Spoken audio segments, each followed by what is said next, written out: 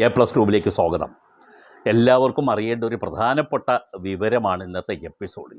നമ്മളൊക്കെ ധാരാളം നോട്ടുകൾ എന്ന് പറഞ്ഞാൽ കറൻസി നോട്ടുകൾ കൈകാര്യം ചെയ്യുന്നവരാണ്.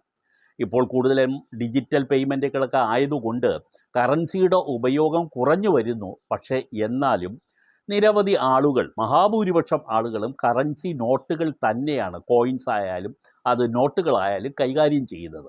ഇങ്ങനെ കൈകാര്യം ചെയ്യുന്ന നോട്ടുകൾ എന്തെങ്കിലും തരത്തിൽ കേടുപാടുകൾ വന്നു പോയാൽ നമുക്ക് ഇത് എങ്ങനെ മാറ്റിയെടുക്കാം എന്നുള്ളതാണ് വിഷയം. ഒരുപാട് പേർക്ക് അറിയേണ്ടതാണ്, ഒരുപാട് പേർക്ക് ഗുണം ചെയ്യുന്നതുമാണ്.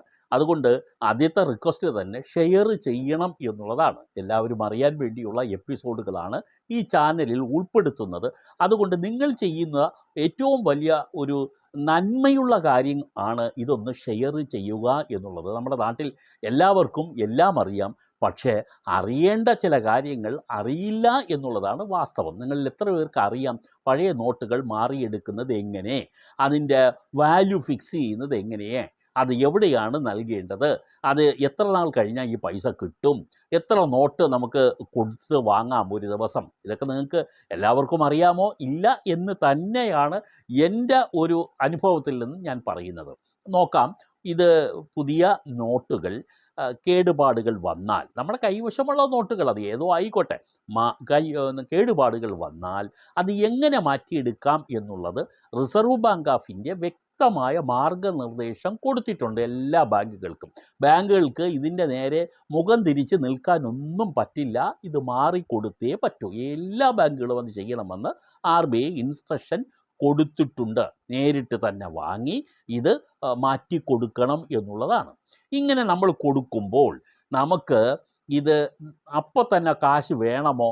നമുക്ക് തരുമ്പോൾ നമുക്കവിടെ അക്കൗണ്ടുണ്ട്, അതിലേക്ക് ആഡ് ചെയ്യണമോ ഈ തുക, അതിലേക്ക് വരവ് വെക്കണമോ? അതായത് പഴയ നോട്ടിന് നമ്മൾ കൊടുത്തിട്ട് മാറി അതിൻ്റെ തുക കിട്ടുമ്പോൾ പുതിയ നോട്ട് കിട്ടുകയോ അതിനനുസരിച്ചിട്ടുള്ള നമ്മുടെ കൈവശം നോട്ടുകൾ തരുമ്പോൾ അത് അക്കൗണ്ടിൽ, നമുക്കവിടെ അക്കൗണ്ടുണ്ട്, നമ്മൾ കൊടുക്കുന്ന ബാങ്കിൽ അക്കൗണ്ടിലേക്ക് അവർ ക്രെഡിറ്റ് ചെയ്തു കൊള്ളും എന്നുള്ളതും മനസ്സിലാക്കുക. പൊടിഞ്ഞതാണെങ്കിൽ ഇത് നമുക്ക് മാറ്റിയെടുക്കാം. വേർപെടുത്താനാകാത്ത വിധം ഒട്ടിപ്പോയ നോട്ടുകൾ മാറ്റിയെടുക്കാം. കരിഞ്ഞു പോയത് മാറ്റിയെടുക്കാം. ഇതെല്ലാം തന്നെ നമുക്ക് മാറ്റിയെടുക്കാം. പക്ഷേ ഇത്തരത്തിലുള്ള ഗൗരവമായ ചില കേടുപാടുകൾ ആണെങ്കിൽ RBI ചില ബാങ്കുകളെ നിർദ്ദേശിച്ചിട്ടുണ്ട്. അത് ചെസ്റ്റുള്ള ബാങ്കുകളായിരിക്കും, അവിടെയാണ് നമ്മൾ ഇത് സബ്മിറ്റ് ചെയ്യാൻ ഉള്ളത്. എന്നാൽ ഈ പറഞ്ഞ ഗൗരവമൊന്നുമില്ല, എന്നാൽ മുഷിഞ്ഞു പോയി, നമുക്കിനി അത് ഉപയോഗിക്കാൻ പറ്റില്ല എന്ന് നമുക്ക് തന്നെ തോന്നി, അങ്ങനെയാണെങ്കിൽ ഈ ബാങ്കിനെ ഒന്നും അന്വേഷിക്കേണ്ട, നമുക്ക് ഏത് ബാങ്കിലും കൊണ്ടുപോയി അത് മാറ്റിയെടുക്കുക. നമ്മൾ കൈകാര്യം ചെയ്യുന്നത് വഴി മുഷിഞ്ഞു പോകുന്നതും ഉണ്ട്.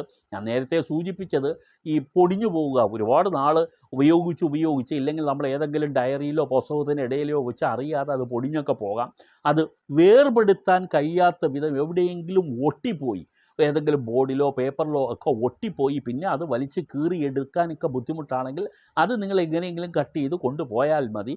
അങ്ങനെ ഉള്ളതും കരിഞ്ഞു പോകും. നോട്ടുകൾ പലപ്പോഴും നല്ലൊരു ശതമാനവും തിരിച്ചറിയാനാകാത്ത വിധം കരിഞ്ഞുപോയ നോട്ടുകളാണെങ്കിലാണ് ഈ RBI പറയുന്ന ചെസ്റ്റുകളുള്ള ചില ബാങ്കുകളിലേക്ക് നമ്മൾ കൊടുക്കേണ്ടി വരുന്നത്. ഇനി നോക്കുമ്പോൾ നമ്മൾ കൊടുക്കുന്നത് അവർക്ക് ഇതൊരു യഥാർത്ഥ നോട്ടല്ല, ഒറിജിനൽ അല്ല എന്ന് തോന്നിയാൽ അതിനെ സംബന്ധിച്ച് മാറിക്കിട്ടില്ല എന്ന് മനസ്സിലാക്കുക. കള്ളനോട്ടെന്ന് ചുരുക്കം, യഥാർത്ഥ നോട്ടല്ല, കള്ളനോട്ട് കൊണ്ടുപോയി അത് മുഷിഞ്ഞു പോയതാണെന്നൊക്കെ വരുത്തി തീർത്തിട്ട്, ഇല്ലെങ്കിൽ കേടുപാടുകൾ നമ്മൾ തന്നെ കാണിച്ച് വരുത്തി അതിനെ കൃത്രിമത്വത്തിലൂടെ കൊണ്ടുപോവുകയാണെങ്കിൽ അതൊന്നും കിട്ടില്ല എന്ന് മനസ്സിലാക്കുക. കള്ളനോട്ടാണെങ്കിൽ ചിലപ്പം പോലീസിലേക്ക് വരെ അത് റെഫർ ചെയ്തേക്കാം എന്നുള്ളത് മനസ്സിലാക്കാം.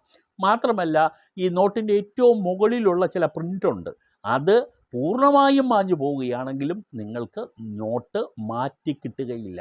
ഇനി മറ്റൊന്ന്, നമ്മൾ ഏതെങ്കിലും ഒരു കമ്മ്യൂണിറ്റി, ഒരു മതത്തിൻ്റെയോ ഒരു രാഷ്ട്രീയ പാർട്ടിയുടെയോ ഒരു പ്രത്യേക വ്യക്തിയുടെയോ ഒരു സ്ഥാപനത്തിൻ്റെയോ ഒക്കെ ഏതെങ്കിലും തരത്തിലുള്ള ചിഹ്നങ്ങളോ അവരെ ബന്ധപ്പെടുത്തിയിട്ടുള്ള വാക്കുകളോ എഴുതിയിട്ടുള്ള നോട്ടുകളും മാറിക്കിട്ടില്ല. ചില ആളുകൾക്ക് സ്നേഹം കൂടിപ്പോകുമ്പോൾ ചിലപ്പോൾ കാമുകിമാരുടെ പേരും ഇതുമൊക്കെ എഴുതി ഒരു ലവിൻ്റെ സിമ്പലൊക്കെ വരച്ച് നോട്ടിൽ വെച്ച് കളിക്കാറുണ്ട്. അതുപോലും മാറ്റി കിട്ടില്ല.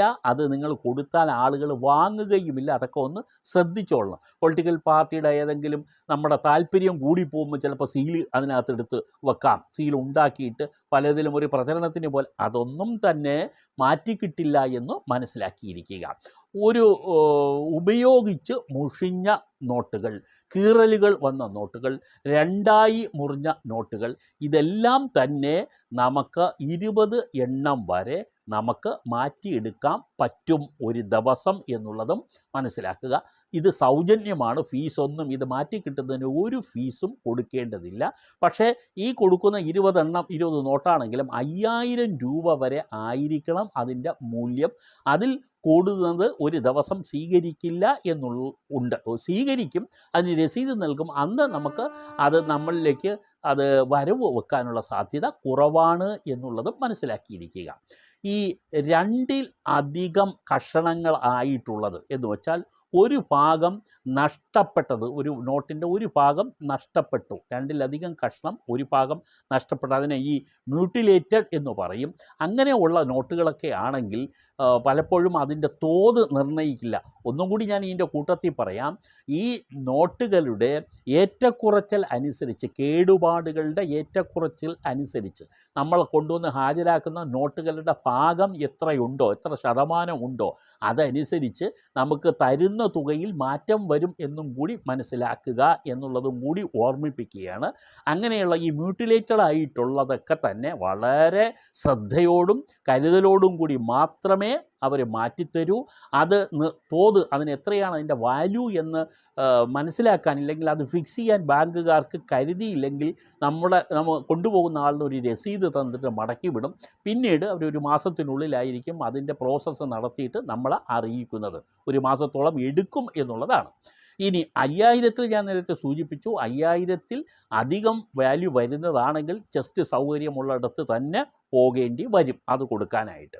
ഇനി നമുക്ക് നോട്ടുകൾ ഓരോ ഭാഗങ്ങളും എങ്ങനെയാണ് അതിൻ്റെ ഒരു തോത് ഫിക്സ് ചെയ്യുന്നതെന്ന് നോക്കാം. 50 രൂപ നോട്ടാണെന്ന് വെക്കുക. 50 രൂപയിൽ കൂടുതൽ, 50 മുതൽ മുകളിലേക്കുള്ള നോട്ടുകൾ, അതിൽ കുറേ ഭാഗം നഷ്ടമായാലും 80% ഒറ്റ കഷണമായി ബാക്കി ഉണ്ടെങ്കിൽ മുഴുവൻ തുകയും നമുക്ക് കിട്ടും. അതിൻ്റെ എത്ര വാല്യൂ ആണോ, 50 രൂപയുടെ മുകളിലുള്ളതിനെക്കുറിച്ചാണ് ഞാൻ പറയുന്നത്. 100 രൂപയുടെ നോട്ടാണ്, നിങ്ങൾ കുറേ ഭാഗം നഷ്ടമായി, പക്ഷേ 80% ഒറ്റ കഷ്ണമായി ആയിട്ടാണ് നിങ്ങൾ ഹാജരാക്കുന്നെങ്കിൽ ഈ ഹാജരാക്കുന്ന തുകയുടെ വാല്യൂ എത്രയാണോ അത് പൂർണ്ണമായും നിങ്ങൾക്ക് കിട്ടും എന്നുള്ളതാണ്. ഇനി 40% മാത്രമേ ബാക്കിയായി നിങ്ങളുടെ കയ്യിലുള്ളൂ എങ്കിൽ പകുതി തുകയെ കിട്ടുകയുള്ളൂ. 100 രൂപ കൊടുത്താൽ 50 രൂപയെ കിട്ടുകയുള്ളൂ. അതിനേക്കാളും കുറഞ്ഞു പോയാൽ, 40-നേക്കാളും കുറഞ്ഞ ഒരു ഭാഗം മാത്രമേ നിങ്ങളുടെ കയ്യിലുള്ളൂ എങ്കിൽ 1 രൂപയും നിങ്ങൾക്ക് കിട്ടുകയില്ല.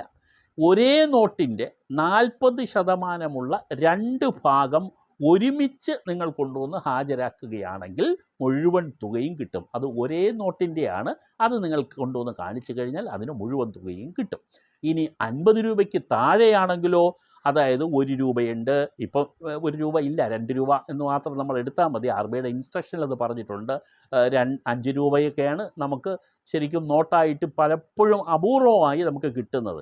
അത് വെച്ച് നോക്കിയാൽ മതി. നിങ്ങൾ 5 ആയാലും 10 ആയാലും 20 ആയാലും അതിൻ്റെ വലിപ്പത്തിൻ്റെ 50%-ൽ കൂടുതൽ ഒറ്റ കഷണമായിട്ടുണ്ടെങ്കിൽ മുഴുവൻ തുകയും നമുക്ക് കിട്ടും.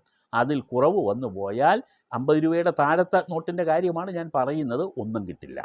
ഇതുപോലെ ഓരോ നോട്ടിൽ ഇപ്പോൾ 50 രൂപയുടെ മുകളിൽ വരുന്ന നോട്ടുകളൊക്കെ ഉണ്ടല്ലോ, അതിനും ഇതേപോലെ വലിയൊരു ടേബിൾ തന്നെ RBI ഫിക്സ് ചെയ്ത് കൊടുത്തിട്ടുണ്ട്. അതിൻ്റെ തോത് നിശ്ചയിക്കാൻ, തോത് എന്ന് പറഞ്ഞാൽ അതിൻ്റെ എത്ര പെർസെൻറ്റേജാണ് ബാങ്കിലേക്ക് നമ്മൾ ഹാജരാക്കുന്നത്, അതിനനുസരിച്ചിട്ടുള്ള തുക ആണ് കിട്ടുക. പൂർണ്ണമായി തരണമോ ഭാഗികമായി തരണോ, എത്ര പെർസെൻറ്റേജ് തരണമോ എന്ന് അത് ബാങ്കുകാർ തന്നെ ഒരു അസസ്മെൻറ്റ് നടത്തും.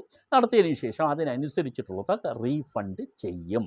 അപ്പോൾ നിങ്ങൾക്കിങ്ങനെ ഏതെങ്കിലും തരത്തിലുള്ള കേടുപാടുകൾ സംഭവിച്ചതോ ഇല്ലെങ്കിൽ ഉപയോഗിക്കാൻ പറ്റാതായതോ കീറിപ്പോയതോ കത്തിപ്പോയതോ ഇങ്ങനെയൊക്കെയുള്ള ഏതെങ്കിലും ഉണ്ടെങ്കിൽ, ഒട്ടിപ്പോയതോ ഒക്കെ ഉണ്ടെങ്കിൽ നിങ്ങൾക്ക് തീർച്ചയായും തൊട്ടടുത്ത ബാങ്കിനെ സമീപിക്കാം.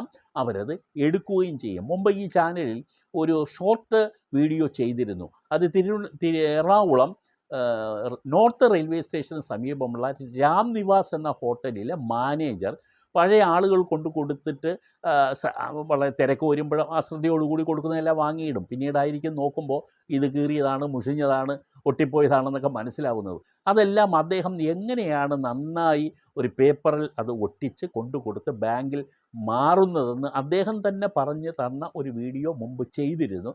താല്പര്യമുള്ളവർ അത് നോക്കുന്നെങ്കിൽ നിങ്ങൾക്കത് മനസ്സിലാക്കാൻ കഴിയും. അത് ശരിക്കും നമുക്ക് വീഡിയോ വഴി തന്നെ അതെങ്ങനെ ചെയ്യുന്നുവെന്ന് മനസ്സിലാക്കാം. ഇതിന് നിങ്ങൾ ഒട്ടിക്കാനൊന്നും നിൽക്കണമെന്നൊന്നുമില്ല. നിങ്ങൾ നേരെ അവിടെ കൊണ്ടുപോയാൽ മതി. ബാക്കി ഇൻസ്ട്രക്ഷൻ ബാഗിൽ നിന്ന് കിട്ടും. അതനുസരിച്ച് നിങ്ങൾക്ക് ചെയ്യുകയും ചെയ്യും. ഈ എപ്പിസോഡ് ഉൾപ്പെടുത്തിയത് ഇതുപോലുള്ള കാര്യങ്ങളൊക്കെ നിങ്ങൾ അറിയേണ്ടതുണ്ട് എന്നുള്ളത് കൊണ്ടാണ്. ഇത്തരം വിശേഷങ്ങൾ ഇനിയും പറയുന്നുണ്ട്. ചാനൽ സബ്സ്ക്രൈബ് ചെയ്യണം. മറ്റുള്ളവർക്ക് വേണ്ടി ഷെയർ ചെയ്യാനും ലൈക്ക് ചെയ്യാനും മറക്കരുത്. നന്ദി.